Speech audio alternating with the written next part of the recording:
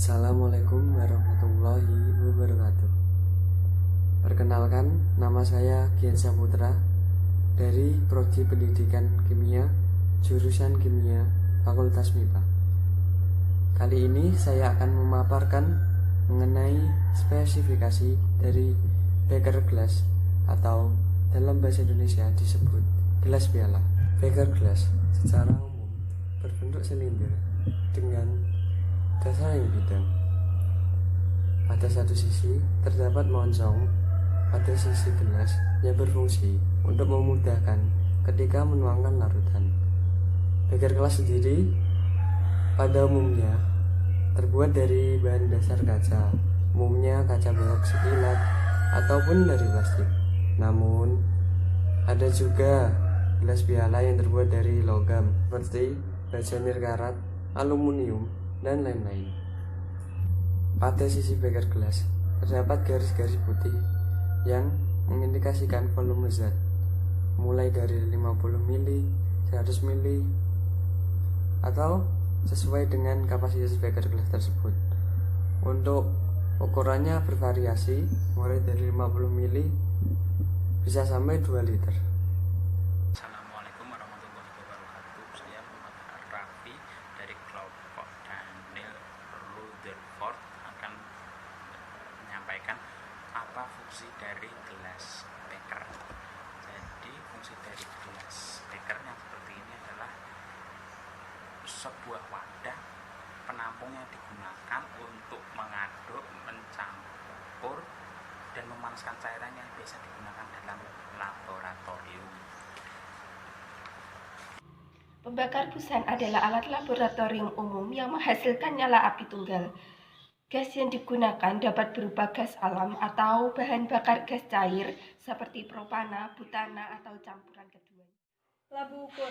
Labu ukur adalah sebuah alat yang memiliki kapasitas antara 5 ml hingga 5 liter, di mana dia itu fungsinya digunakan untuk mengencerkan sebuah zat tertentu hingga ke batas leher labu ukur.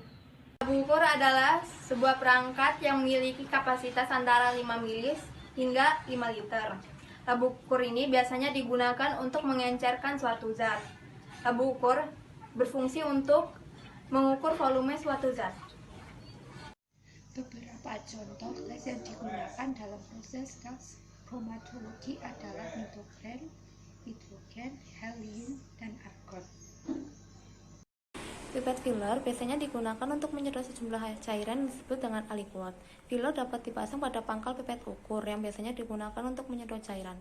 Karet yang digunakan pada pipet filler biasanya resisten terhadap bahan kimia. Kromatografi yaitu melakukan pemurnian, mengidentifikasi senyawa dan menyiapkan suatu senyawa murni dari suatu senyawa campur. Gas kromatografi adalah kromatografi umum yang biasa digunakan dalam analisis kimia, yang berfungsi untuk memisahkan suatu komponen atau senyawa dalam campuran yang dapat menguap tanpa mengalami dekomposisi.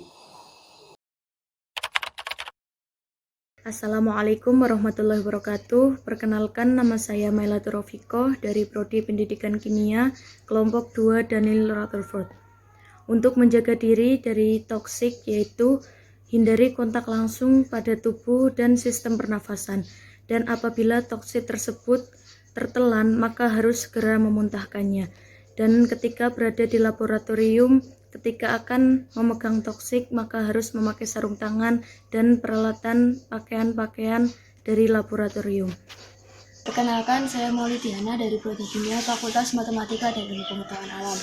Di sini saya akan menjelaskan tentang arti gambar toksik atau racun.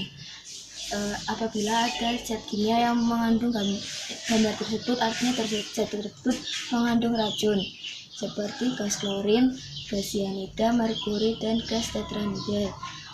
Apabila zat tersebut terhirup, tertelan, atau terkontaminasi dengan kulit, maka dapat menyebabkan iritasi atau kematian. Apabila terhirup atau tertelan, maka agar segera untuk dimuntahkan dan meminum susu, karena susu dapat menetralisir zat-zat yang beracun tersebut. Terima kasih. Assalamualaikum warahmatullahi wabarakatuh. Saya Hoirinita Fadila dari jurusan Kimia Murni. Korosif. Korosif artinya bahan bersifat korosif dapat merusak jaringan hidup dan dapat menyebabkan iritasi pada kulit. Proses korosif ini dapat menyebabkan pengkaratan pada baja.